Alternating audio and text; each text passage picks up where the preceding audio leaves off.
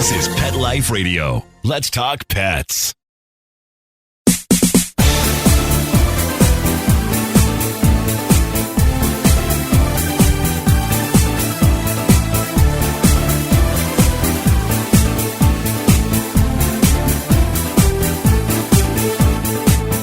Welcome to Bark and Swagger on Pet Life Radio.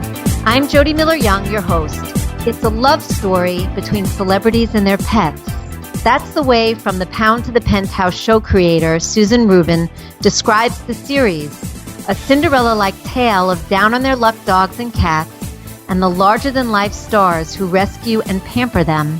A lot's happened since I first talked to Susan about the show back in 2015 for my blog. A lot of celebrities have rescued their pets and stories abound about them. Susan was early in the game, a rescue warrior whose adopted dog inspired the show. So we're going to take a short break, of course, from our sponsor. But when we return, we'll meet Susan, find out about the celebrities she's talked with whose lives have been touched and changed by the animals they've rescued, and discover her newest celebrity interview.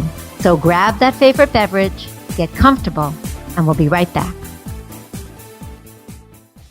Does your dog itch, scratch, stink, or shed like crazy? Come to Dynovite for help. Order a 90-day supply of Dynovite. Dynovite is nutrition. Pick up 2 bottles of Lico Chops, get the 3rd bottle free. New improved Lico Chops with omega-3, omega-6, vitamin E. And now, 6 extra direct-fed microbials. Even better for the digestive tract and immune system. Try Lico Chops. Buy 2, get 1 free. At Dynovite.com. DINOVITE.com.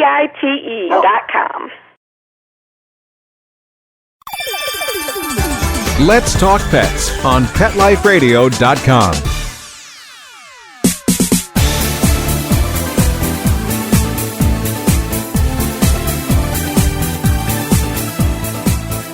Welcome back. You're listening to Bark and Swagger on Pet Life Radio, and I'm Jody Miller-Young, your host. If you've just joined, we're going to be talking with Susan Rubin today, creator of the TV show From the Pound to the Penthouse, all about celebrities who've rescued their pets and the stories about how they've changed their lives. Welcome, Susan.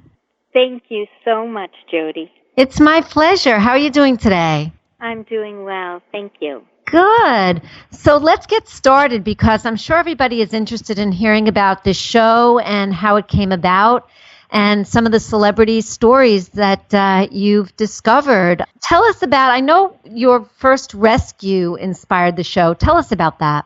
So the first dog I adopted was really a spur of the moment thing. And we've been there.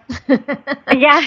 And yet it was perfect. It's really true that you get the dog you need. So I went out to a place in Long Island and ended up with this funny-looking dog. I thought she was funny-looking. Her story was that she had been a puppy in South Carolina and dumped in one of those extremely high-kill shelters where most of the dogs are euthanized, including puppies, because there's so many puppies who are dumped there. Mm-hmm. And this particular rescue organization and shelter called North Shore sends trucks down to get puppies from the South and bring them back up. So she was adopted, but terribly neglected. So at 6 months old, she was brought back to North Shore with, intestinal disease and just all kinds of, oh, geez, I think pneumonia and all kinds of oh, things. my God. Teeny little thing. She was, I think, a collie, Australian Shepherd, German Shepherd mix. Awful mix. And I had a different dog in mind, different picture, but I knew the character of the dog I wanted, and they brilliantly pointed me in her direction, so I adopted her. And she turned out to be extraordinary. What was her name? I named her Speranza, which in Italian means hope, because at that time I was going through a lot of grief, and she was my hope. Lovely. And she fulfilled that promise 100-fold. So how did she inspire the show? So I ended up calling her Mother Teresa in a fursuit. She was a healer in and of herself. If she saw an elderly person sitting alone she would pull me over and she would sit next to them and let them pet her. If we went into someone's house and there was somebody who was sick, she would find them and lay next to them. Wow. There were kids in the neighborhood, like wild little boys. 5 of them would yell her name and jump on her. She was happy as could be. She just was a healer. And I facilitated that by getting her certified as a therapy dog. So she was a therapy dog for foster children with disabilities, which was heavy. Some of these kids had some heavy stuff going on. Yeah. And she was amazing with them, just amazing. Wow. She also was, with my help, a companion animal or really a therapy dog for victims of 9/11 and also workers of 9/11. Really? And I saw what she brought to them, actually especially the workers, which was incredible because they gave so much and were really depleted in energy. And she came along and gave them, that compassion that they'd been giving out, and I could see them rejuvenated. And then they could go back and kind of recycle her compassion that she'd given them back to the people who needed it. So she was incredible. And I realized, and this had a huge impact on me, that this dog twice could have been killed. And she brought so much healing and joy to so many people. She made such a difference. I mean, it wasn't her time. In the neighborhood. It wasn't her time. She had a purpose. Right, exactly. And that changed me. That just changed me too. It opened my eyes to the fact that there were all these incredible animals who could make such a difference with people, and they were being killed. So then I couldn't turn back. What made you focus on celebrities? I was a professional photographer, and I did a lot of celebrity photography, and I was very well acquainted with the fact that a lot of people, for better or for worse, really respected what celebrities had to say. And at the time, People magazine was the top-selling magazine in the world. Entertainment Tonight was the top show.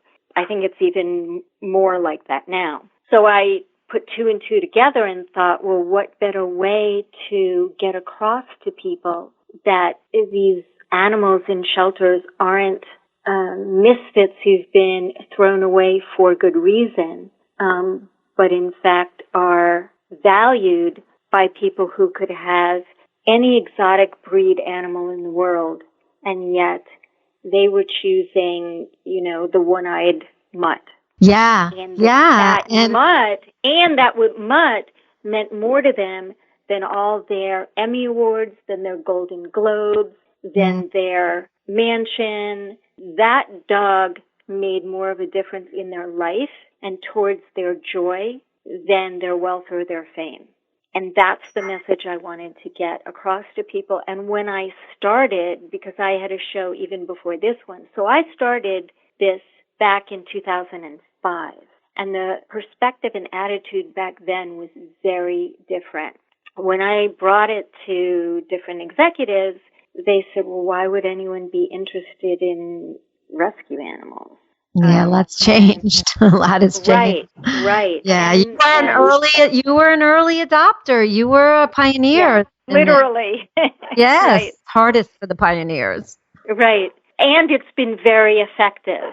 Even people, and this is what I wanted, I didn't want to preach to the choir. I wanted people who would only have considered getting a dog from a breeder to see this show, hear people who they'd seen on television and in movies, and say, wow, this dog, this funny-looking dog saved their life, literally saved their life. I think I have to give this adoption thing a look. Yeah, and I want to get into some of those stories, but just to kind of step back a sec about how these celebrities, their one-eyed mutts mean more to them than their Golden Globes and their Emmys. It's very charming and sweet, some of these stories that I've read or heard. One of them that always stands out for me is George Clooney. And he's told this many times, but I first heard about it in a book called Old Dogs, about how he was going to meet a Cocker Spaniel and he wanted to make a really, really good impression. So he literally rubbed meat on his shoes to guarantee a great first meeting. And of course it worked. And his black, now even more senior Cocker Spaniel Einstein has been with him for years. And I just thought that was the greatest thing ever. Right. I know that's great. Yeah. Right. Yeah. I'm sure you have heard of stories about what dogs will do. Because, you walk through a shelter and some of these dogs are just like jumping on the cages and saying, please pick me, pick me. You just know that's what's going through their minds. So I'm sure you've heard stories about what dogs or potential adopters might have done to get chosen. What's one that stands out for you? Well, first I want to say that as far as what dogs will do, what's heartbreaking is that dogs will do anything. Yes. Anything to get adopted. That's what's so hard and wonderful about going to a shelter is that they are all saying, pick me, please. Yeah, they're all in. And there are other dogs, and these are the dogs usually that I adopt, who have given up. And they're actually my favorite. Mm-hmm. Because bringing them back to life is, your heart grows 10 sizes bigger when you see that. Yeah. So I do want to say that. And if people go to a shelter and they see a little dog looking just numb in the corner of their cage, that's going to be an awesome pet. Awesome. Mm-hmm. Yeah. But the story that comes to mind as far as what a person, a celebrity did, is Polly Perrette of NCIS fame. And she was actually volunteering at a shelter. And this little Chihuahua came in who was just vicious. And no one could get near this little girl. She would bite anyone who got near her. And so Polly took her on as a project. She loved feisty little Chihuahuas. So, was this Cece, her dog Cece? This was Cece. Okay. Yes. Okay. Yes, who she has talked about and shown pictures of Cece, in full growl. And I have met and spent time with Cece. Cool. And I am one of the few women she actually seemed to like. So I was honored. So what Polly did is she spent days just sitting next to Cece's cage. She would toss her treats, wouldn't look at her, just hanging out. And then she got to a point where she could sit in the cage with her. It was a big cage, even though it was a little dog. Mm-hmm. And she would just sit there, and, days and days went by, and she would get a little closer and then be able to look at her. And eventually, Cece ended up in her lap. Mm-hmm. And that is when Polly adopted her. And, of course, Cece just completely bonded to her. Had she been fostering Cece up to that point, or was she going to the shelter every day? She was going to the shelter. She was going to the shelter every day. Uh-huh. Yeah. Incredible. So and she was going through a really hard time in her life as well. Well, this was what you're talking about is before then, which is, and actually our conversation about this came about because we were talking about how much our rescues mean to us and how much they've helped us. And I actually shared with her that I'd recently gone through a bad breakup and that I had been stalked for almost a year, and that it was just a terrifying time for me. Wow. And my dog, Speranza, was a healer as always, and she seemed to know what was going on, and she was just right there for me, just right there. I felt so safe with her, and I remember we would go outside and sit and just watch things and breathe together. She would match my breath, and it was amazing. And I told her that my mom had said, "Thank God for that dog." Yeah. And she said, "Thank God for my dogs." Exactly.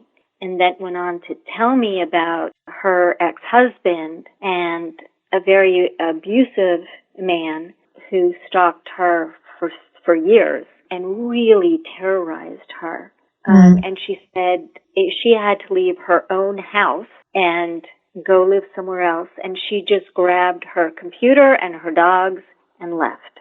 Yeah. And she said they took care of her, and thank God for them. She doesn't know what she would have done without them. They're emotional lifelines. There's no doubt. That's exactly it. I was just... Yeah.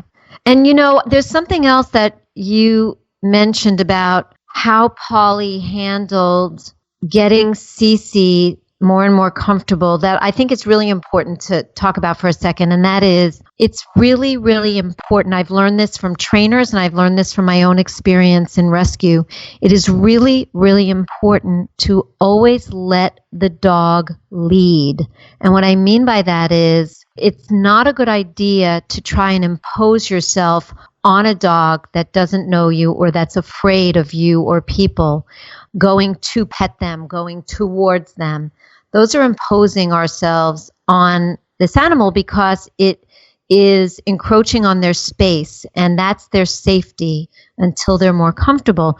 So the fact that Polly sat with her side facing Cece, so that's more non-threatening to a dog, didn't look at her in the face, in the eyes, again, also non-threatening, and waited and just threw treats and waited before she took on a little bit more and a little bit more until Cece was ready to come sit in her lap is great. A lot of people try and force the issue and try and approach a new dog or approach a dog that's afraid that they want to develop a relationship with, and it sets you back. I found that even with my dogs, a couple of my rescues who were puppy mill survivors and afraid of people. So I think it's really important to just point out.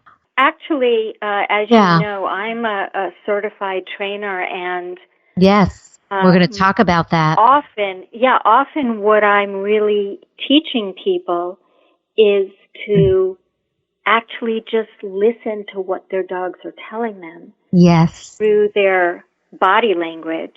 Mm-hmm. Really how to listen to see, because dogs are telling you what they're comfortable with and what they need. Yes. But what's brilliant about this is dogs teach us how to be better people in relationships with humans.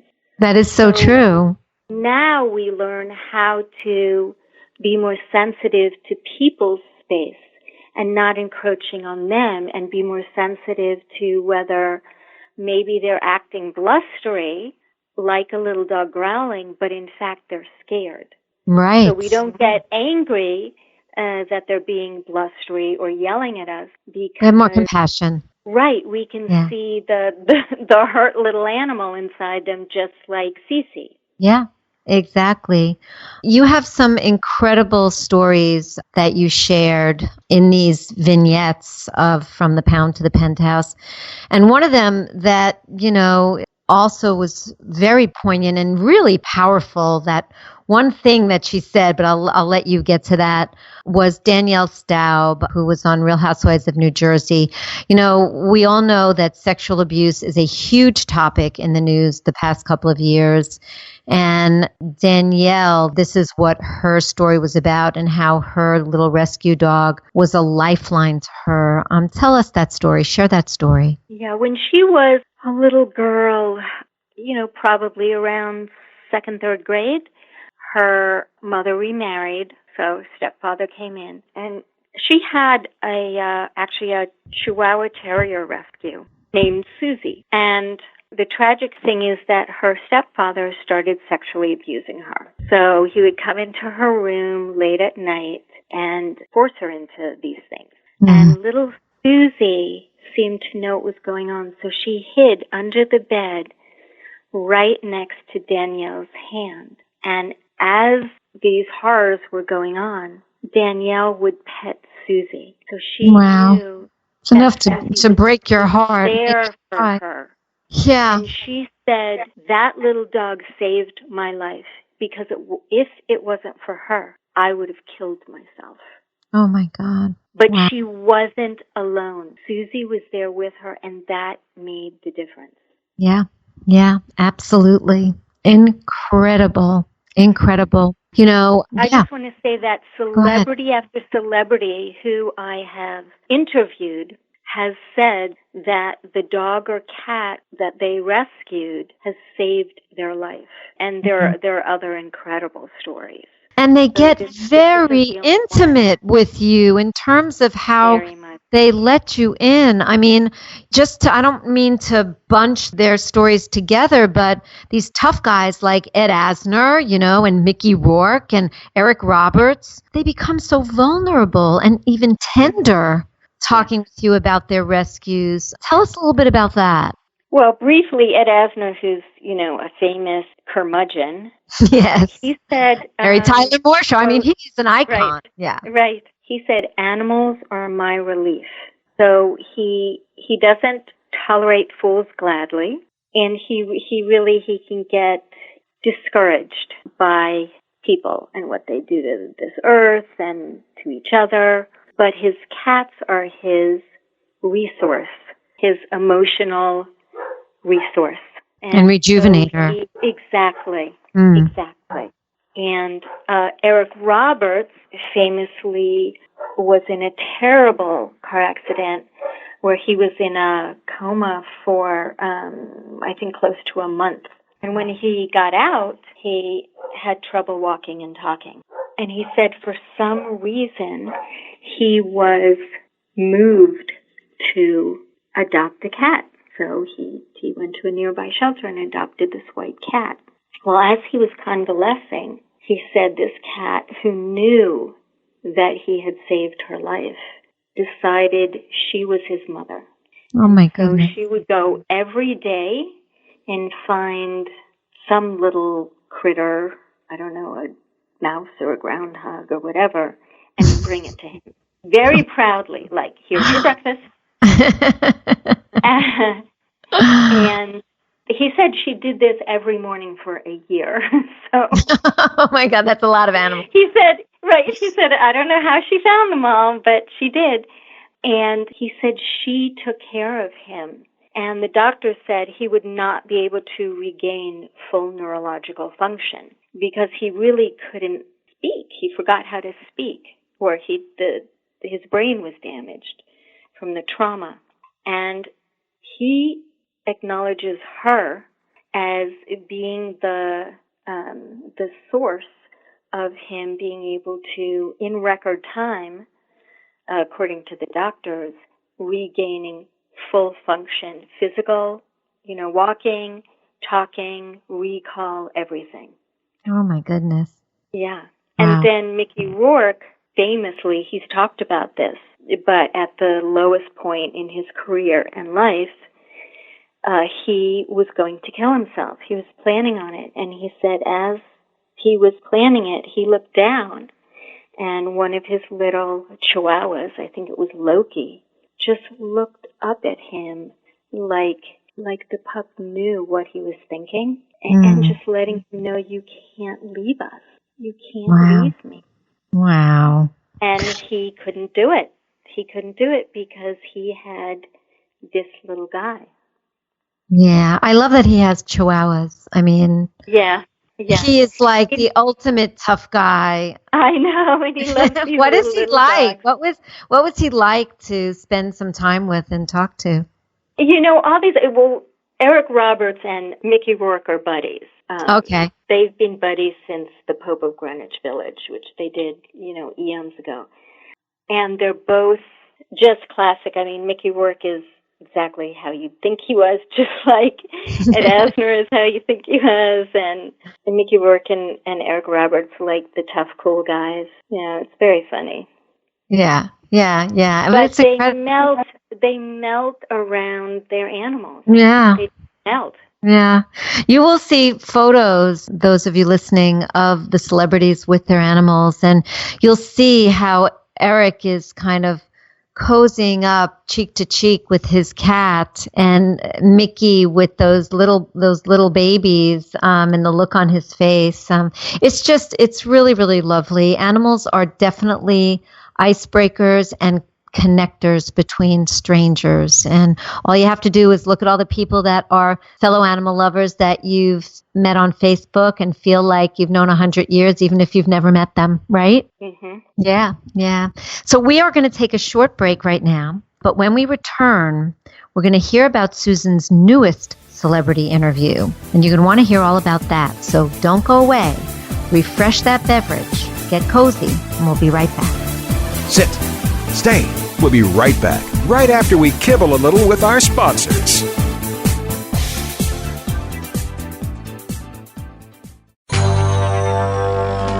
It's DesignerPetSweaters.com. Hand-knitted designer sweaters for your precious pup or cool cat. Beautiful couture patterns for your pets, including custom-knitted formal wear, casual wear, yachting, and even sports-themed. Many designer pet sweaters include feathered tammy hats, top hats, and a lot of sparkle. Each sweater includes leg loops, front paw sleeves, and leash opening. Visit DesignerPetSweaters.com to order your four-legged fashions today. Large or small, we fit them all. DesignerPetSweaters.com. Let's talk pets Let's talk pets on Pet Life Radio. Pet Life Radio. PetLifeRadio.com.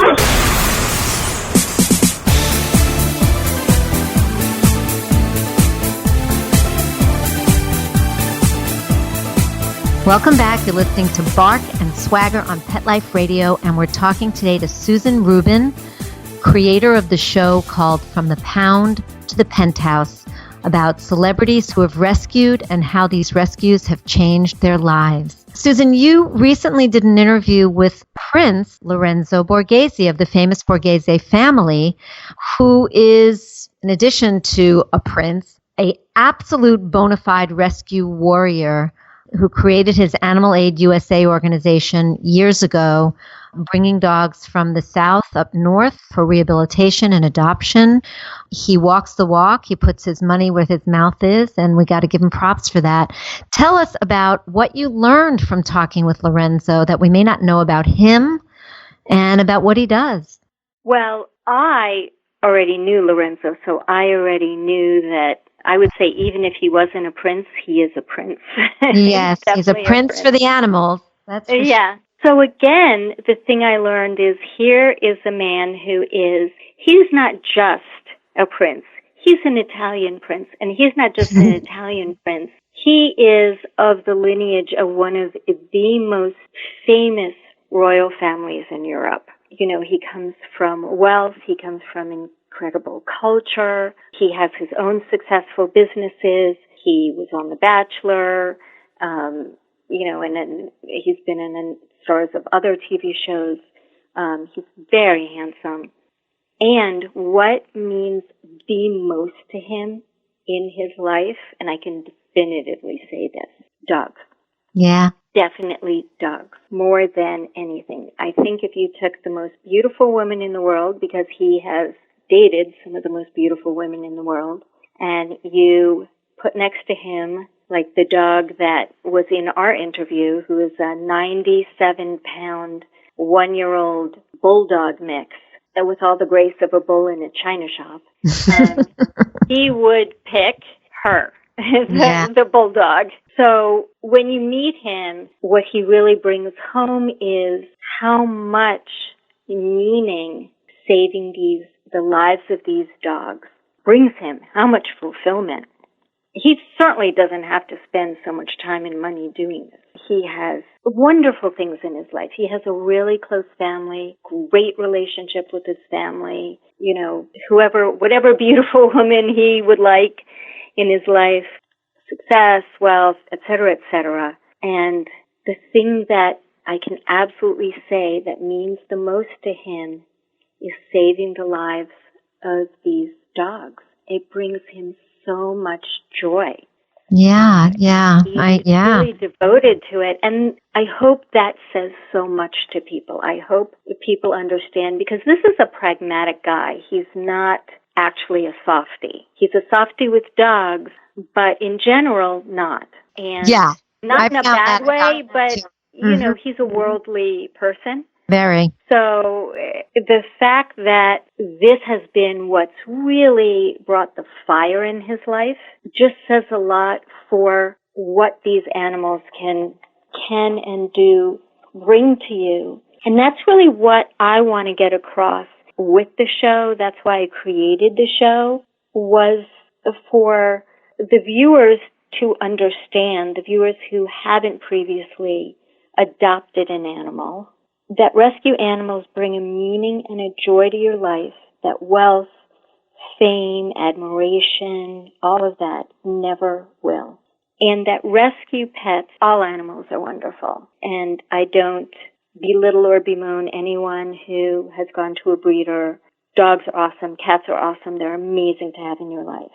And what people who haven't adopted a pet don't know is that rescue pets are very special and unique because they know how bad life can be, and therefore they bring a gratitude, a devotion, a no matter what love to the relationship with you that's more profound and at the same time less complicated than any other relationship you will have.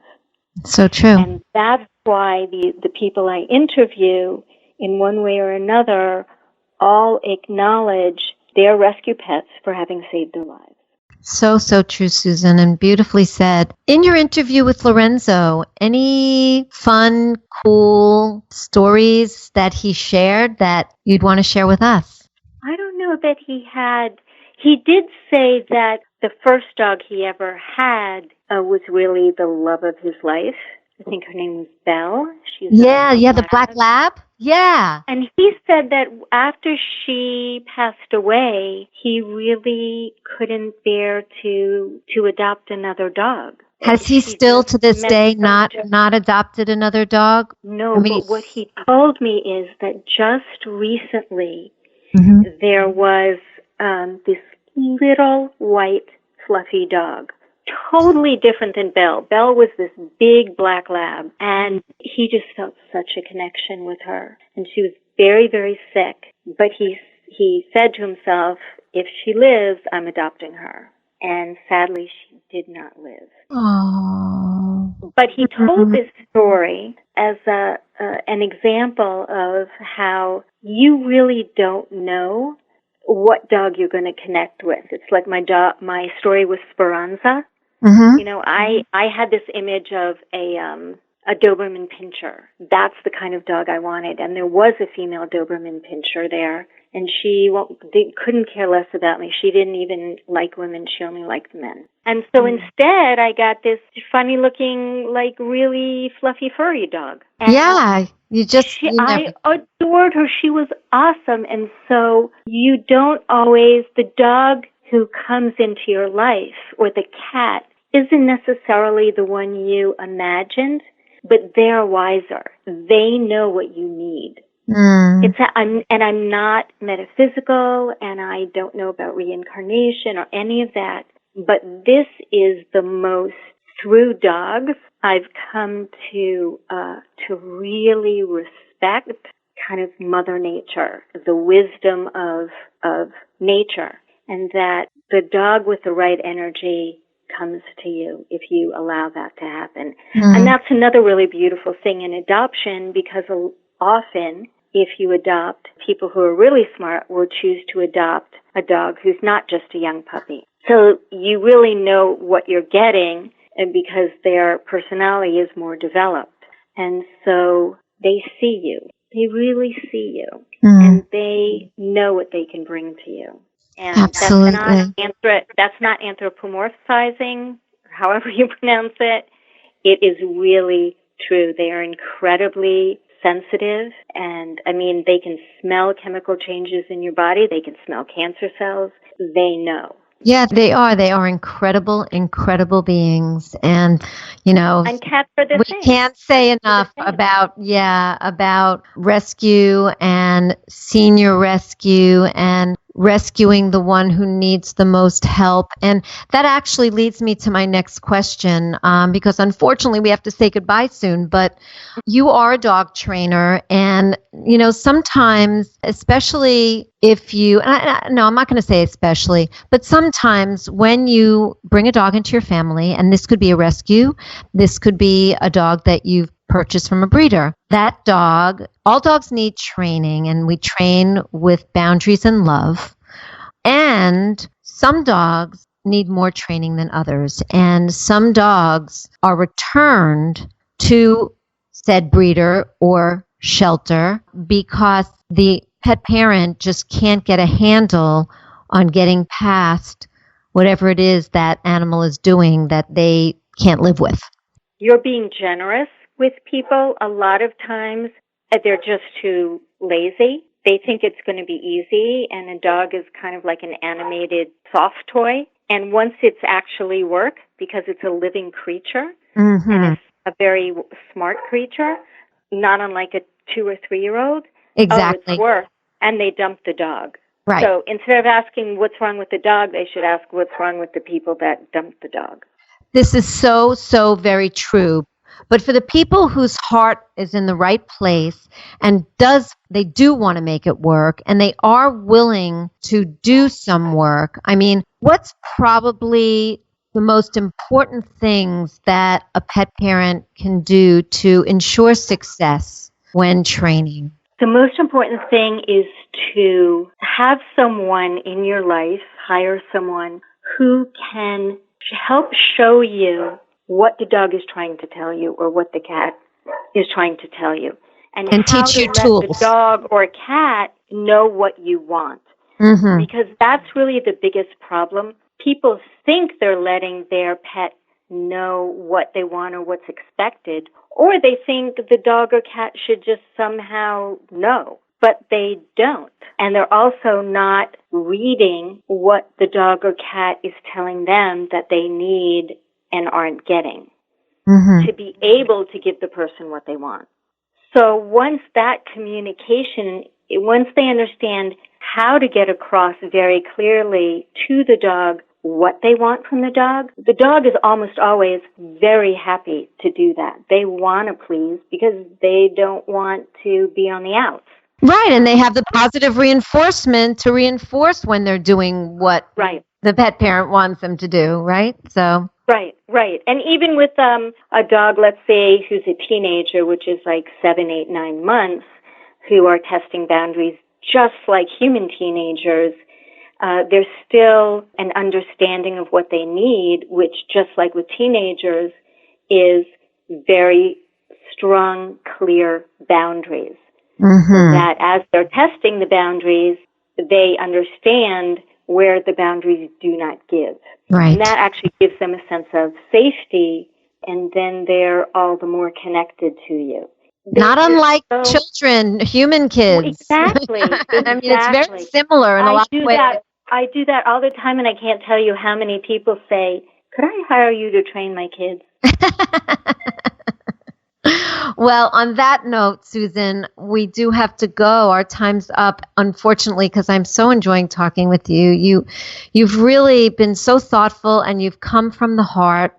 Please tell people where they can find From the Pound to the Penthouse. They can find it several places. From the Pound to the Penthouse used to be on JLTV, Jewish Life Television. That has now been sold to another company, so they can go to YouTube, the YouTube channel From the Pound to the Penthouse, and they'll see many of the webisodes there. You can just Google From the Pound to the Penthouse, and it will come up. You can also go to www.susanrubinproductions.com. That's my website, and there's a link to the show there. Rubin is R-U-B-I-N. So those are the two best places, but I'm sure places have a link to all these places as well. Right. Are there places on social media for people to find you in the show? Yes. Facebook, I have a page From the Pound to the Penthouse. On Twitter, it's New Leash on Life. And underneath that it says From the Pound to the Penthouse. And then also on Instagram, there's my name, Susan Rubin, and underneath that it's Pound to Penthouse. So all of those places. Wonderful. Thank you so much, Susan. I so appreciate you coming on. You're very, very welcome, and I hope people will look because I have all kinds of incredible people, including a new Trump celebrity who has, because of his wife, Eric Trump, is actually becoming an animal lover and is rescuing dogs, which is incredible, and that really shows you how people can change and how animals can change people. Are you saying you have an interview with Eric Trump? Yes, I have an interview with Eric and Laura Trump, who actually I was introduced to by Lorenzo Borghese. Yes, and Laura is actually advocating in Washington for animal rights. Amazing. Well, for those of you listening who are Trump fans, and for those who are listening who are curious about how Eric and Laura got involved in animal rescue, head over to From the Pound to the Penthouse and check it out. That sounds like something I'm definitely going to do. It is. Thank you, Susan. And thank you all for listening. Thanks to our producer, Mark Winter. Mark, you make us sound like geniuses, and we love you for it. My passion is living stylishly and animal rescue. So tune in next time to discover the designers, home decor, styles, and rescue stories I love. And don't forget to visit me at barkandswagger.com, where you'll find great fashion, shelter stories, and more. So until next time, when fierce fashion calls, bark and swagger. Let's Talk Pets, every week on demand, only on PetLifeRadio.com.